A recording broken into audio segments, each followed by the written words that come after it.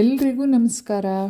ನಾನಿವತ್ತು ಬೆಳಿಗ್ಗೆ ಮಾಡಿರುವಂತಹ ಇಡ್ಲಿ ಸ್ವಲ್ಪನಾದರೂ ಮಿಕ್ಕತ್ತಲ್ಲ, ಆ ಇಡ್ಲಿಯಿಂದ ಸಂಜೆ ಮಕ್ಕಳಿಗೆ ತುಂಬ ಇಷ್ಟ ಆಗುವಂತಹ ಒಂದು ಸ್ನ್ಯಾಕ್ಸ್ ಮಾಡೋದು ಹೇಗೆ ಅಂತ ಹೇಳ್ಕೊಡ್ತಿದ್ದೇನೆ. ಮೊದಲಿಗೆ ಒಂದು ದಪ್ಪ ತಳದ ಕಡಾಯಿಗೆ 2 ಚಮಚ ಎಣ್ಣೆಯನ್ನು ಹಾಕ್ಕೊಳ್ಳಿ.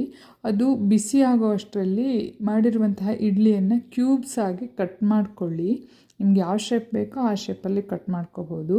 ಎಣ್ಣೆ ಕಾದ ಮೇಲೆ ಅದಕ್ಕೆ ಅರ್ಧ ಚಮಚ ಸಾಸಿವೆಯನ್ನು ಹಾಕಿ, ಸಾಸಿವೆ ಸಿಡಿದ ಮೇಲೆ ಅರ್ಧ ಚಮಚ ಉದ್ದಿನಬೇಳೆಯನ್ನು ಹಾಕಿ, ಉದ್ದಿನಬೇಳೆ ಇನ್ನೇನು ಕೆಂಪಾಗ್ತಾ ಬರ್ತಾ ಇದೆ ಅನ್ನುವಾಗ ಅರ್ಧ ಚಮಚ ಜೀರಿಗೆಯನ್ನು ಸಹ ಸೇರಿಸ್ಕೊಳ್ಳಿ. ಜೀರಿಗೆನೂ ಚಿಟಪಟ ಅಂತ ಸಿಡಿತಾ ಇದೆ.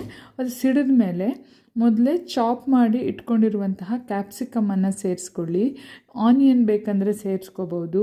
ಜಿಂಜರ್ ಗಾರ್ಲಿಕ್ ಪೇಸ್ಟನ್ನು ಸಹ ಹಾಕ್ಕೋಬೋದು. ಆಮೇಲೆ ಟೊಮೆಟೊ ಪ್ಯೂರಿಯನ್ನು ಹಾಕಿ, ಆ ಟೊಮೆಟೊ ಪ್ಯೂರಿ ಹಸಿ ವಾಸನೆ ಹೋಗೋ ತನಕ ಅದನ್ನು ಚೆನ್ನಾಗಿ ಬಾಡಿಸ್ಕೊಳ್ಳಿ. ರುಚಿಗೆ ಒಂದು ಸ್ವಲ್ಪ ಉಪ್ಪನ್ನು ಸಹ ಸೇರಿಸ್ಕೊಳ್ಳಿ. ಇಡ್ಲಿ ಉಪ್ಪಿದ್ರೂ ಇಲ್ಲಿ ಇದನ್ನೆಲ್ಲ ಹಾಕಿದಾಗ ಉಪ್ಪು ಬೇಕಾಗತ್ತೆ. ಮಕ್ಕಳಿಗೆ ಆಗಿರೋದ್ರಿಂದ ಸ್ವಲ್ಪ ಬೆಲ್ಲವನ್ನು ಸೇರಿಸ್ಕೊಳ್ಳಿ. ಟೊಮೆಟೊ ಪ್ಯೂರಿ ಹುಳಿ ಇರುತ್ತಲ್ಲ, ಹಾಗಾಗಿ ಒಂದು ಸ್ವಲ್ಪ ಬೆಲ್ಲ ಸೇರಿಸ್ಕೊಂಡ್ರೆ ಚೆನ್ನಾಗಿರುತ್ತೆ. ಬೇಕಂದರೆ ಗರಂ ಮಸಾಲೆ ಪೌಡ್ರನ್ನು ಸಹ ಸೇರಿಸ್ಕೋಬೋದು, ಬೇಡ ಅಂದರೆ ಬಿಡ್ಬೋದು, ಇದು ಆಪ್ಷನಲ್ಲು. ಆಮೇಲೆ ಒಂದು ಸ್ವಲ್ಪ ರೆಡ್ ಚಿಲ್ಲಿ ಪೌಡರನ್ನು ಸೇರಿಸ್ಕೊಳ್ಳಿ. ನಾನಿಲ್ಲಿ ಸ್ವಲ್ಪನೇ ಹಾಕಿದ್ದೇನೆ, ಏಕೆಂದರೆ ಇದು ಮಕ್ಕಳಿಗೆ ಅಂತಲೇ ಮಾಡ್ತಿರೋದು ನಾನು. ಬೇಕಂದರೆ ಜಾಸ್ತಿ ಹಾಕ್ಕೋಬೋದು ದೊಡ್ಡವರಿಗೆ. ಆಮೇಲೆ ಅರ್ಧ ಚಮಚ ಹಳದಿ ಪೌಡ್ರನ್ನು ಸಹ ಸೇರಿಸ್ಕೊಳ್ಳಿ. ಆರೋಗ್ಯಕ್ಕೂ ಒಳ್ಳೆಯದು, ಕಲರು ಚೆನ್ನಾಗಿ ಬರುತ್ತೆ. ಮಕ್ಕಳಿಗೆ ಏನೇ ಮಾಡಿದರೂ ಕಲರ್ಫುಲ್ ಆಗಿರಬೇಕು ನೋಡಿ. ಆಮೇಲೆ ಇಡ್ಲಿಯನ್ನು ಕ್ಯೂಬ್ಸ್ ಮಾಡಿ ಇಟ್ಕೊಂಡಿದ್ರಲ್ಲ, ಅದನ್ನೆಲ್ಲ ಸೇರಿಸಿ ಸಣ್ಣ ಉರಿಯಲ್ಲಿ, ಈಗ ಬೆಂಕಿಯನ್ನು ಸಣ್ಣ ಇಟ್ಕೋಬೇಕು, ಸಿಮ್ಮಲ್ಲಿ ಇಟ್ಕೋಬೇಕು. ಆ ಇಡ್ಲಿಯನ್ನು ಹಾಕಿ ಮೇಲಿಂದ ಸ್ವಲ್ಪ ಬೇಕಂದರೆ ಆರಿಗೇನೋವನ್ನು ಸ್ಪ್ರಿಂಕಲ್ ಮಾಡ್ಕೋಬೋದು. ತುಂಬ ಚೆನ್ನಾಗಿರುತ್ತೆ, ಮಕ್ಕಳಿಗೆ ಇಷ್ಟ ಆಗುತ್ತೆ. ಒಂಥರ ಪಿಜ್ಜಾ ಫ್ಲೇವರ್ ಬರುತ್ತೆ ಹಾಗಾಗಿ. ಆಮೇಲೆ ಅದನ್ನು ಸಣ್ಣ ಬೆಂಕಿಯಲ್ಲಿ ಒಂದು 10-15 ನಿಮಿಷ ಈ ರೀತಿ ಫ್ರೈ ಮಾಡ್ತಾ ಇರಬೇಕು. ಹೊರಗಡೆ ಸ್ವಲ್ಪ ಕ್ರಿಸ್ಪಿ ಆಗೋಕ್ಕೆ ಸ್ಟಾರ್ಟ್ ಆಗುತ್ತೆ.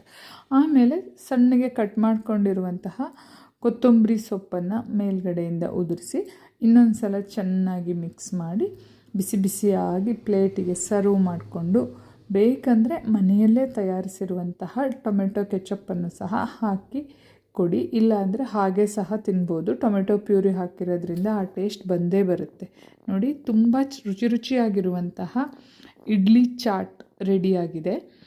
ನೀವು ಸಹ ಇದನ್ನು ಹೀಗೆ ಮಾಡಿ ನೋಡಿ. ನಿಮಗೆ ಹೇಗಾಯಿತು ಅಂತ ಕಮೆಂಟ್ ಮೂಲಕ ತಿಳಿಸಿ. ಧನ್ಯವಾದಗಳು. ಮತ್ತೊಂದು ವಿಡಿಯೋದೊಂದಿಗೆ ಮತ್ತೆ ಸಿಗೋಣ.